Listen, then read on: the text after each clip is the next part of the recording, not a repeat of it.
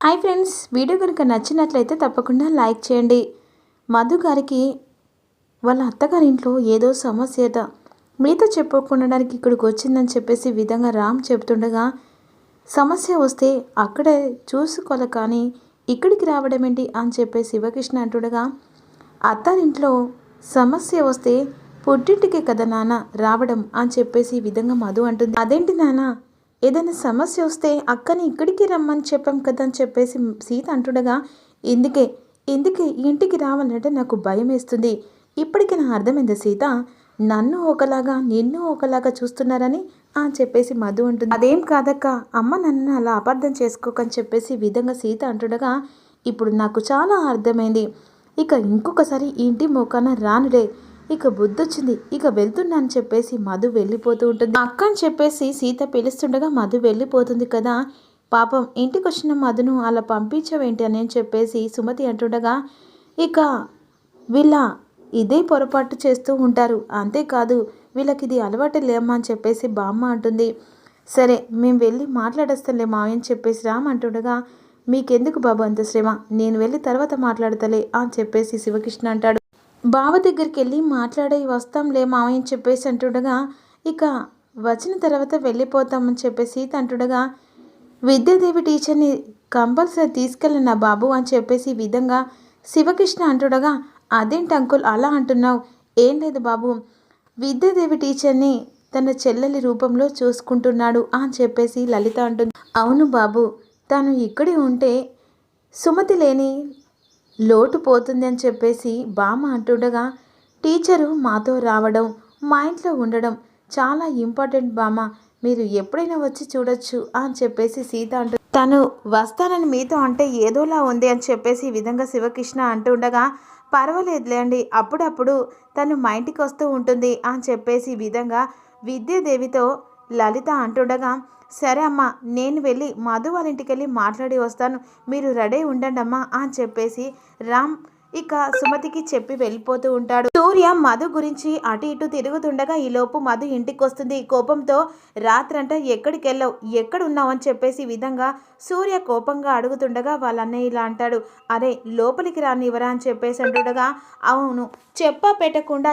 ఎక్కడికి వెళ్ళావు మధు అని చెప్పేసి జలజ అడుగుతుంది. నువ్వు లోపలికి రమ్మా అని చెప్పేసి అంటుండగా, లేదన్నయ్య ఇది ఎక్కడికి వెళ్ళిందో చెప్పాలి అని చెప్పేసి విధంగా సూర్య అంటుండగా, ఏదో తప్పు చేసిన దానిలాగా ఇక ఇలా నిలబెట్టి అడుగుతున్నావేంటి అని చెప్పేసి మధు కోపంగా అంటుంది. చెప్పకుండా వెళ్తే అలాగే అనుకుంటుంది కదా మధు అని చెప్పేసి జలజ అంటుండగా, నువ్వు ఆగమన్నానా, చెప్ప పెట్టకుండా ఎందుకు వెళ్ళావమ్మా, ఇక రాత్రంతా చాలా కంగారు పడ్డం అని చెప్పేసి సూర్య అన్న ఇంట్లో గొడవ వల్ల నా మనసు బాగలేదు, సీత వాళ్ళు వచ్చారని తెలిసి మా నాన్న వాళ్ళ ఇంటికి వెళ్ళాను, రాత్రంతా అక్కడే ఉండొచ్చాను అని చెప్పేసి మధు అంటుంది. సీత వాళ్ళు వచ్చారని మధుమిత అందుకే వెళ్ళిందటరా, నువ్వు అపార్థం చేసుకున్నావు అని చెప్పేసి ఈ విధంగా సూర్య అంటుండగా, అప్పుడు వెంటనే జలజ, ఏంటి రామ్ వచ్చాడా అని చెప్పేసి అంటుండగా సూర్యకు అనుమానంతో, సీత వచ్చిందని వెళ్ళావా లేకుంటే రామ్ వచ్చాడని వెళ్ళావా అని చెప్పేసి నిలదీస్తూ ఉంటాడు మధు. అరే అవే మాటలా అని చెప్పేసి అంటుండగా, తను ఎవరి కోసం వెళ్ళిందో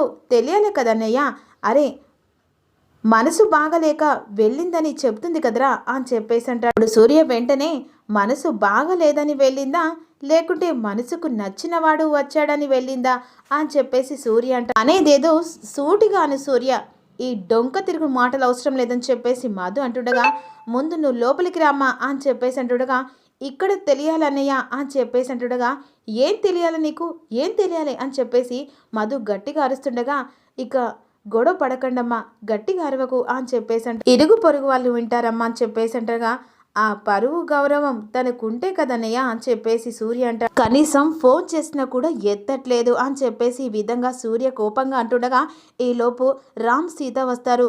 ఇక అరే గట్టిగా అరవకురా అని చెప్పేసి సూర్య అన్న చెప్తుండగా, లోపలికి వచ్చిన తర్వాత, బాగున్నారా సీత, బాగున్నారు రామ్ అని చెప్పేసి అడుగుతుండగా, బాగున్నాను బావా, మీరు బాగున్నారని చెప్పేసి అంటుండగా, ఇంకా ఎలా ఉంటాం సీత, మీ అక్క చేసిన పనులకు ఇంకా బాగుంటామా అని చెప్పేసి ఈ విధంగా సూర్య కోపంగా అంటారు. ఎవరికి మనసు బాగలేక రాద్దంతం చేస్తున్నారు, మనసు బాగలేక ఇంటికి వెళ్తే ఇలా రోడ్డు మీద నిలబెట్టి పరువు తీసేది ఎవరు చేస్తున్నారు అని చెప్పేసి మధు అడుగుతూ ఉంటుంది. పరువు గౌరవం లేనిది ఎవరికి అని చెప్పేసి విధంగా అంటుండగా, ఆగమ్మా రామ్ సీత వచ్చారు కదా, ఇంట్లోకి వెళ్ళి మాట్లాడుకుందాం అని చెప్పేసి అంటుండగా, పరువు గౌరవం లేనిది మీ తమ్మునికి అని చెప్పేసి మధు మనుషులతో కాస్త మర్యాదగా మాట్లాడమని చెప్పండి అని చెప్పేసి అంటుండగా, అప్పుడు వెంటనే సీత, ఏంటక్క అలా మాట్లాడుతున్నావు, ముందిటిరా అని చెప్పేసి పక్కకు తీసుకొని వస్తుంది. వదిలేవే, అసలు ఇక్కడికి మళ్ళీ ఎందుకు వచ్చావే, నేను ఎలా ఉన్నానో ఎక్కిరించి పోవడానికి వచ్చావని అని చెప్పేసి మధు అంటుండగా, నీకు బుద్ధి చెప్పడానికి వచ్చాను అని చెప్పేసి సీత అంటుంది. చేసిన పను వల్ల నువ్వు ఇబ్బంది పడి మిగిలిన వాళ్ళు కూడా చాలా ఇబ్బంది పడుతున్నావు, నేనేం చేశానే అని చెప్పేసి విధంగా మధు అంటుండగా, రాత్రి ఎందుకు వచ్చావో నాకు బాగా తెలుసు, నా కాపురాన్ని ఇబ్బంది పెట్టి ఇక ఈ ప్లాన్ వేసావని కూడా తెలుసు అని చెప్పేసి సీత మాటలు విని మధు షాక్ అయిపోతుంది. దానివలన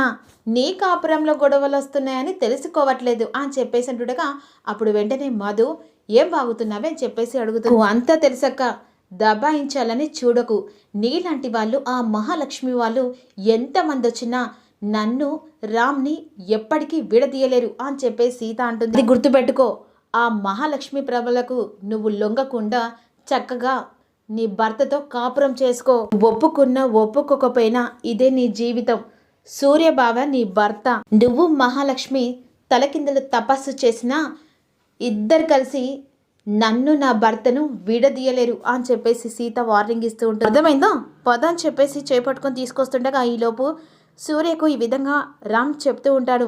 సారీ సూర్య, ఇలా చెప్తుందని ఏమనుకోకు, పరిస్థితుల వల్ల కొన్నాళ్ళు మా ఇంట్లో ఉండాల్సి వచ్చింది, అది మనసులో పెట్టుకొని మీరు ప్రతిసారి రకరకాలుగా మాట్లాడుతున్నారు, అదేం లేదు, మధుకు మీరు ఎంతో అండగా ఉన్నారు అని చెప్పేసి ఈ విధంగా సూర్య అంటుండగా, కానీ సూర్య మాత్రం చాలా అపార్థం చేసుకుంటున్నారు అని చెప్పేసి రామ్ అంటే, మనసులో ఎలాంటి చెడు ఉద్దేశాలు లేవు, మీ ఇద్దరు ప్రేమించుకున్నారని దగ్గరుండి పెళ్లి చేసింది నేనే కదా, ప్రేమించే మనిషి దొరకడం ఒక వరం అని చెప్పేసి ఈ విధంగా రామ్ సూర్యకు చెప్తూ ఉంటాడు. మీరు మధు గారు మేడ్ ఫర్ ఈచ్ అదర్, మా తరపున ఎలాంటి సాయం కావాలన్నా ఎప్పటికైనా మా పిన్నితోని చేయిస్తాను అని చెప్పేసి ఈ విధంగా సూర్యకు రామ్ చెప్తూ ఉంటాడు. ప్లీజ్ సూర్య, మధు గారిని బాగా చూసుకోండి సీత కోసం అని చెప్పేసి అంటుండగా, మధుకు ఇక్కడ ఏ లోటు ఉండదు రామ్ అని చెప్పేసి సూర్య మధు కలిసి సంతోషంగా ఉండేలా నేను చూస్తానని చెప్పేసి మాట ఇస్తూ ఉంటాను. థ్యాంక్ యూ బావా, మా అక్కకి నువ్వంటే ప్రాణం బావా అని చెప్పేసి అంటుండగా, అక్కడి నుంచి ఇక మధు కోపంగా వెళ్తుంది.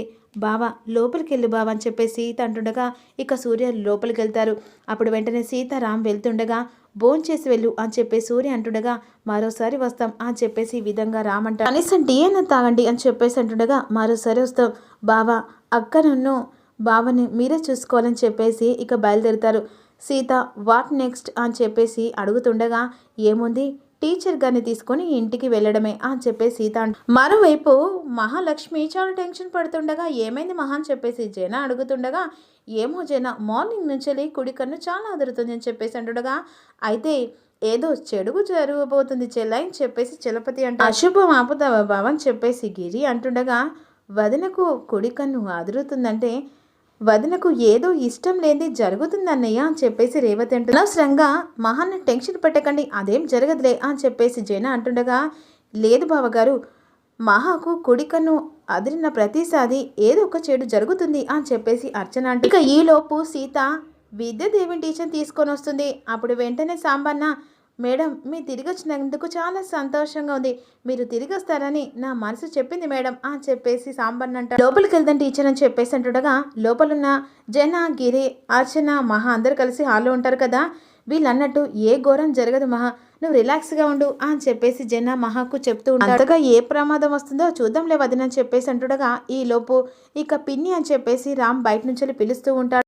ఏదో ఘోరం జరుగుతుందంటే పార్వతీ పరమేశ్వర్ లాగా వీళ్ళు వచ్చారేంటి అని చెప్పేసి చలపతి అంటుండగా, ఎవరొచ్చారో ఒక్కసారి ఇటు చూడండి అత్తయ్య అని చెప్పేసి మహా అంటూ ఒక్కసారిగా విద్యాదేవిని టీచర్ చూసి అందరూ షాక్ అయిపోతారు.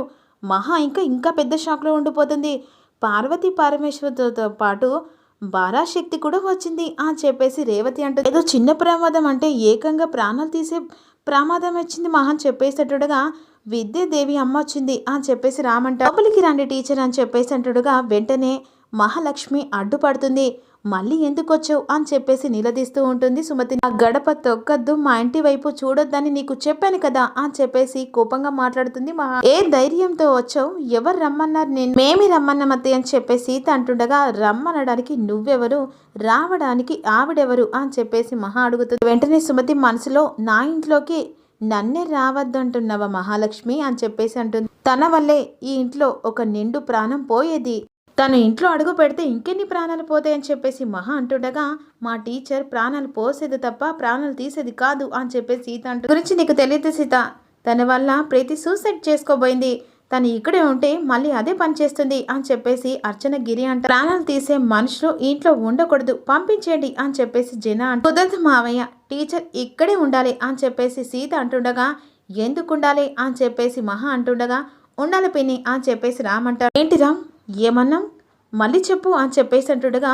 విద్యాదేవి అమ్మ ఈ ఇంట్లోనే ఉండాలి పిన్ని అని చెప్పేసి రామ్ అంటాడు. నా మాటకి ఎదురు చెప్తున్నావా రామ్, తన వల్ల ప్రాణాలు పోతాయంటే పట్టించుకోవా, తను చేసిన పనికి మీ చెల్లెలు ప్రీతి చావపోయింది, అది తెలుసా నీకు అని చెప్పేసి అంటుండగా, నీకు కూడా తెలియాల్సింది ఒకటి ఉంది పిన్ని అని చెప్పేసి రామ్ అంటాడు. ఏ విషయం రామ్ అని చెప్పేసి జన అంటుండగా, ఈ విద్యాదేవి అమ్మ వల్లే ఈ రోజు నేను ప్రాణాలతో ఉన్న డాడ్ అని చెప్పేసి రామ్ అంట. ఏంటి రామ్, ఆవిడ నీ ప్రాణాలు కాపాడమేంటి అని చెప్పేసి అంటుండగా, ఓ రోజు నాకు పెద్ద యాక్సిడెంట్ అని చెప్పాను కదా, ఇక ఆ రోజు నేను బ్రతుకుంది కారణం ఈ విద్యాదేవి అమ్మ వలే అని చెప్పేసి రామ్ మాటలు విని మహా షాక్ అయిపోతుంది.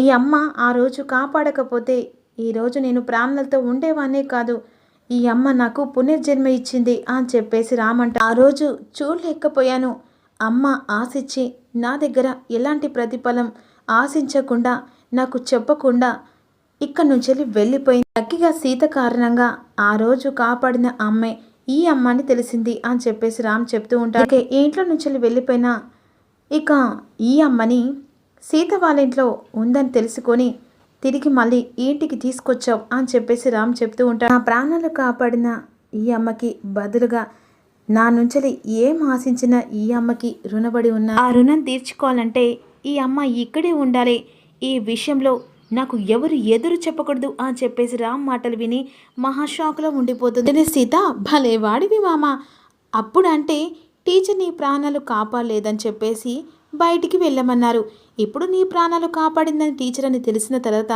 ఎందుకు వెళ్ళమంటారు మామ, నీ ప్రాణాలు కాపాడిందంటే మీ అమ్మతో సమానం, మీ పిన్నితో సమానం. ఇంకో మాట చెప్పాలంటే టీచర్ గారి ఫోటోవా దేవుని గదిలో పెట్టి మనం రోజు పూజ చేయాలి. ఒక్క మాటలో టీచర్ ఇంట్లో ఎందుకు ఉండాలంటే నీ ప్రాణం కాపాడిందన్న మాట ఒక్కటి చాలు. చిన్నప్పుడు నిన్ను ప్రీతిని కాపాడిన ఒకే కారణంతో కదా మీ పిన్ని ఈ ఇంటికి కోడలయ్యి ఈ ఇంటికి యజమానయ్యింది.